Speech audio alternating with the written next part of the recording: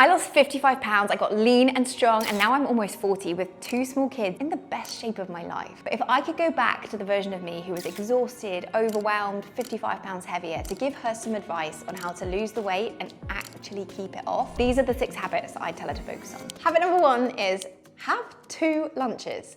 I used to be that person who had to eat every 2 or 3 hours, or I'd get hangry and I'd actually even feel a bit sick. So I always had a low calorie snack to hand, which I thought was pretty smart, but I was constantly hungry. Can't actually do it. I was constantly hungry.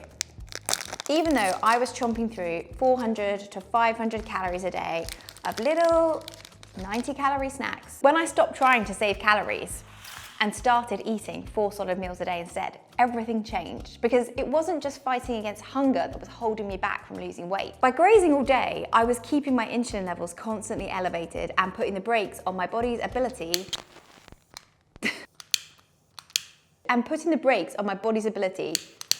to burn fat. That's because insulin is like a gatekeeper. When insulin is raised, the gate to your fat stores is closed. And when insulin falls, like between meals, the gate opens and your body can actually dip into your stored fat for energy. If you're snacking every couple of hours like I was, the gate just never stays open long enough. The answer here is not to just cut back on snacks. You'll be starving. You need to plan balanced meals that are going to keep you full for 4 to 6 hours. People bang on about 3 meals and a snack, but for me at least, having a first lunch and a second lunch made me more likely to plan meals that were balanced and packing a decent hit of protein and fiber, rather than planning just another snack. Talking of which, habit number 2 was hitting 30 to 40 grams of protein per meal, not per day. Now, before you roll your eyes and think, oh, here's another person telling me to eat my protein, just hear me out, because I was doing all the right things. I was having eggs for breakfast, chicken for lunch, beef for dinner. I was planning the right kind of meals. But before I actually focused on my protein intake, I was getting maybe 15 to 20 grams per meal. That's not even close to what your body needs to maintain metabolically hungry muscle and keep hunger in check. In fact, one study showed that women who increased their protein to about 30% of their daily intake actually ate 441 fewer calories per day without trying. Plus, and this is a great reason to increase your protein, high protein foods are like getting a calorie freebie, because your body burns 20 to 30% of your protein calories just by digesting it. So if you eat 100 calories of protein, your body only nets about 70 to 75 calories.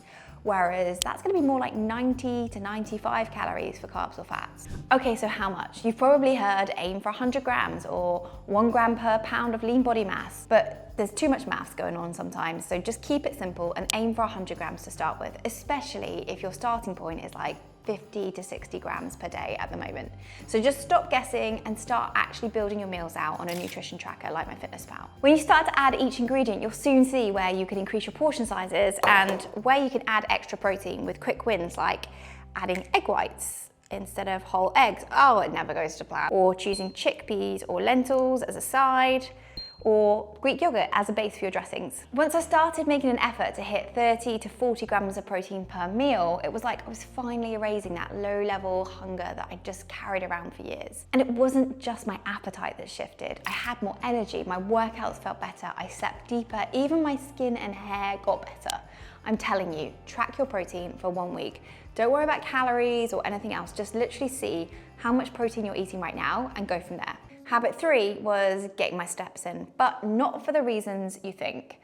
I used to think that walking didn't count as real exercise, but actually now know like getting your steps in is great for burning calories. Back then, if I wasn't dripping with sweat and feeling destroyed, I didn't think that was worthwhile use of my time. Here's what nobody tells you about walking though. It's not just about calories, it's about your nervous system. I don't know about you, but I feel like I live in a state of chronic stress, juggling work, home admin, to-do lists, impossible expectations, kids. Kids. Right, there. Baby. No. Kids. Cortisol was sky high, and by killing myself at the gym at the same time as trying to diet, I was making it worse. High cortisol literally tells your body to store fat, especially around your tummy, and it makes you crave high calorie foods. I mean, in evolutionary terms, it makes sense. When stressors back then would have been things like getting chased by a lion. Having enough energy stored up to run away would be great. But in the reality of today's world, our stresses come from our phones, or our work, or our kids.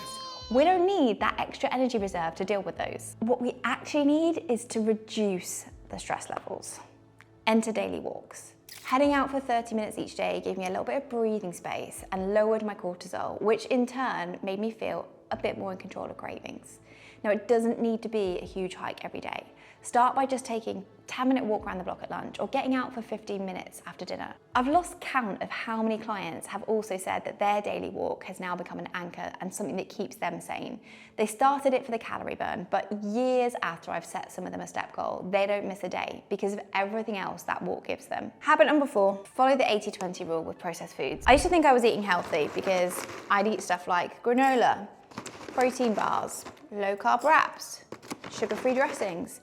I was eating low calorie, yes, but the majority of what I was eating came from a packet with an ingredient list that I couldn't pronounce. Tocopherols, anyone? If this sounds familiar, you're not alone. Ultra-processed foods make up 60% of the average diet. And the fact is, they are literally designed to override your natural satiety signals and encourage overeating. The more you eat, the more money these companies make. UPFs change your body's reaction to food. Your satiety hormones like leptin don't register them in the same way as whole foods. And it's easy to eat up to 500 calories a day extra without even realizing. When I started paying attention to what I was putting in my body and not just the calorie count, I found I could actually eat so much more because whole foods are generally less calorie dense. So the physical amount of your plate can be way bigger. People are always commenting now on how much I eat. The secret is sticking to the 80-20 rule. I don't aim for 100% eating like this because that's just not real life. 80% of my food is stuff that isn't out of a packet. I mean, obviously some of it comes in a packet, but you know what I mean. The other 20% is whatever I want. The bits and pieces that help make eating well convenient, like protein yogurts, as well as the stuff that I want to eat just for pleasure, like chocolate or savory snacks. Habit 5 made doing this much easier. Planning my meals when I was calm, not when I was starving. Now, I used to wing it all the time. In fact, I really enjoyed the creative process of opening the fridge and deciding what to make based on what would taste good and what we had in that day. The problem is, decision making when you're hungry isn't too conducive to weight loss. Your prefrontal cortex, the part of your brain responsible for executive decisions, literally goes offline when your blood sugar drops. You can have the best intentions in the world, but when you're starving and stressed, you'll always default to whatever's quickest and often more calorie dense. Even worse if you're trying to make decisions at the end of the day. Decision fatigue is real. So as much as I resisted meal planning forever, when I finally gave it a go, I just couldn't believe how disproportionate the benefits were. I didn't meal prep, by the way. I literally just spent 15 minutes every Sunday planning what I'd eat for my 4 meals a day and what I was gonna have for my 20% foods. It sounds crazy, but the headspace this freed up throughout the week was insane. I wasn't constantly thinking about what my next meal would be. I didn't end up making bad choices when I was tired and hungry because the decisions had already been made on Sunday. You don't even need to plan the whole week, to be honest. Planning just one day ahead can make a huge difference in your ability to be consistent. Habit 6, this is a biggie. I stopped negotiating with myself around food. This was probably the last good habit I built, and it took the longest to stick.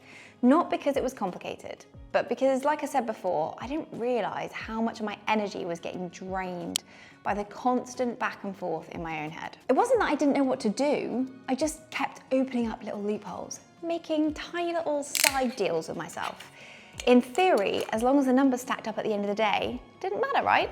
So I'd promise myself, well, if I have that treat at work this afternoon, I'll just have plain salad for dinner. Well, I've been really good all week, so I definitely deserve a glass of wine. Every day was just full of these exhausting micro negotiations and justifications. Fun fact, the average person makes around 227 decisions a day about food. I didn't want to have restrictive food rules like no carbs or no eating after 6 p.m, which deep down I knew were BS, but I did need to stop this constant negotiation. Having some personal non-negotiables around food actually freed me up. These 4 are the ones that actually made the biggest difference. Number 1 was sticking to my planned meals, even if I didn't really fancy it. These were the fuel that my body needed. Number 2 was not keeping chocolate, cake or cookies in the house. Number 3, unplanned or extra snacks are fine if they're whole foods. And number 4, I only drink water, black coffee and tea. I still had treats, they were just planned in. And if you keep watching my videos, you'll see that I often talk about not being too restrictive with yourself, but having some boundaries around food really made the process less stressful and emotionally draining. These habits didn't just help me lose 55 pounds, they gave me my life back. I stopped spending mental energy on food drama and I started using all that energy for the things that actually mattered in my life. I know there are so many women out there stuck where I was. Maybe you are, doing all the things, second guessing every choice that I was making, but getting nowhere. I just wish that someone had shared this kind of stuff with me back then. So if it's been helpful, please do let me know. I do read every single comment.